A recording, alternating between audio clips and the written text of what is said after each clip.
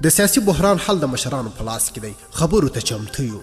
د افغانستان پخوانی اجرایي مشر عبدالله وایي چې مخکښ سیري دي د روان سیاسي کړکېچ د حل لپاره خپلو هڅو ته دوام ورکړي. نوموړي د پنجشنبې په ورځ کابل کې خبري غونډې ته وویل د روان سیاسي کړکېچ د هواري لپاره مشران په ملي کچه شکیږي چې په لسو ورځو کې به دا مشکل هوار کړي. د افغانستان ولس ته د خپلو ولسي ګټو په لاره کې یو ځل بیا خپله ژمنه تکراروم.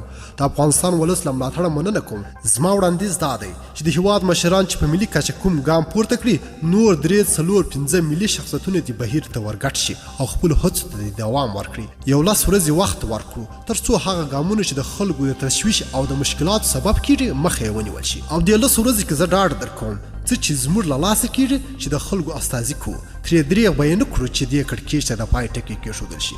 د پخواني ولسمشر حمید کرزي، جهادي مشر عبدالرب رسول سیاب او د امریکا ځانګړي استازي زلمي خلیلزاد په ګډون مخکښ څیرو د لوړې له مراسمو مخکې او له هغه وروسته د سیاسي کړکېچ د هوارولو هڅه وکړه خو کومه نتیجه یې ورنه کړه. له دې هڅو وروسته د امریکا د بهرنیو چارو وزیر مایک پمپیو کابل ته راغی چې د ارګ او سپیدار ترمنځ جوړجاړی وکړي او سیاسي حل پیدا کړي خو دا سفر بې ګټې و.